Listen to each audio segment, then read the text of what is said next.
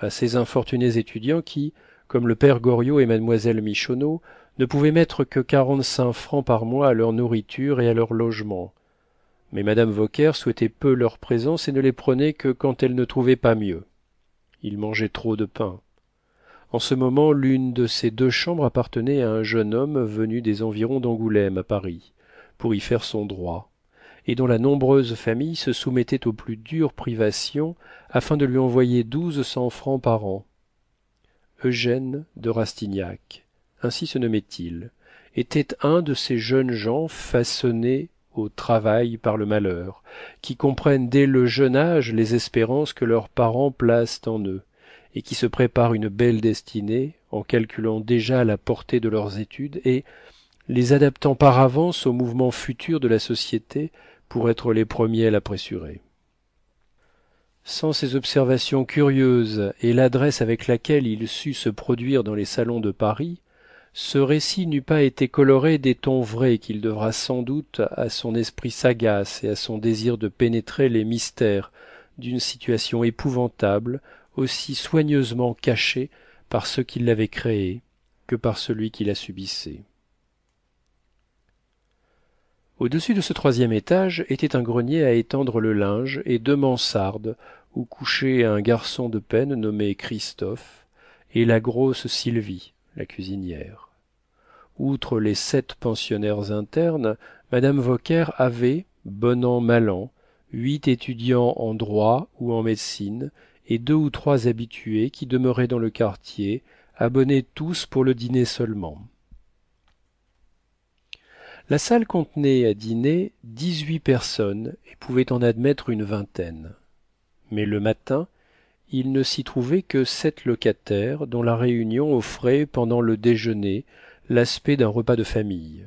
Chacun descendait en pantoufles, se permettait des observations confidentielles sur la mise ou sur l'air des externes et sur les événements de la soirée précédente, en s'exprimant avec la confiance de l'intimité. Ces 7 pensionnaires étaient les enfants gâtés de madame Vauquer, qui leur mesurait avec une précision d'astronome les soins et les égards, d'après le chiffre de leur pension. Une même considération affectait ces êtres rassemblés par le hasard. Les 2 locataires du second ne payaient que 72 francs par mois. Ce bon marché, qui ne se rencontre que dans le faubourg Saint-Marcel, entre la Bourbe et la Salpêtrière, et auquel madame Couture faisait seule exception, annonce que ces pensionnaires devaient être sous le poids de malheurs plus ou moins apparents. Aussi, le spectacle désolant que présentait l'intérieur de cette maison se répétait-il dans le costume de ses habitués, également délabrés.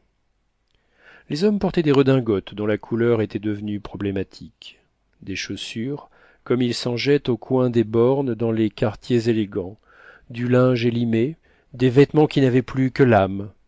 Les femmes avaient des robes passées, reteintes, déteintes, de vieilles dentelles raccommodées, des gants glacés par l'usage des collerettes toujours rousses et des fichus éraillés. Si tels étaient les habits, presque tous montraient des corps solidement charpentés, des constitutions qui avaient résisté aux tempêtes de la vie, des faces froides, dures, effacées comme celles des écus démonétisés. Les bouches flétries étaient armées de dents avides. Ces pensionnaires faisaient pressentir des drames accomplis ou en action. Non pas de ces drames joués à la lueur des rampes entre des toiles peintes, mais des drames vivants et muets, des drames glacés qui remuaient chaudement le cœur, des drames continus.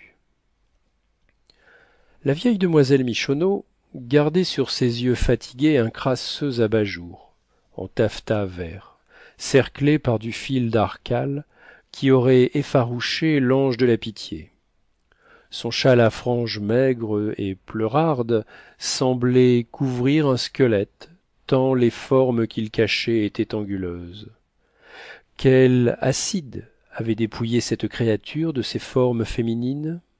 Elle devait avoir été jolie et bien faite. Était-ce le vice, le chagrin, la cupidité? Avait-elle trop aimé? Avait-elle été marchande à la toilette ou seulement courtisane? Expiait-elle les triomphes d'une jeunesse insolente, au devant de laquelle s'étaient rués les plaisirs par une vieillesse que fuyaient les passants? Son regard blanc donnait froid, sa figure rabougrie menaçait. Elle avait la voix clairette d'une cigale criant dans son buisson aux approches de l'hiver. Elle disait avoir pris soin d'un vieux monsieur affecté d'un catarrhe à la vessie et abandonné par ses enfants, qui l'avaient cru sans ressources.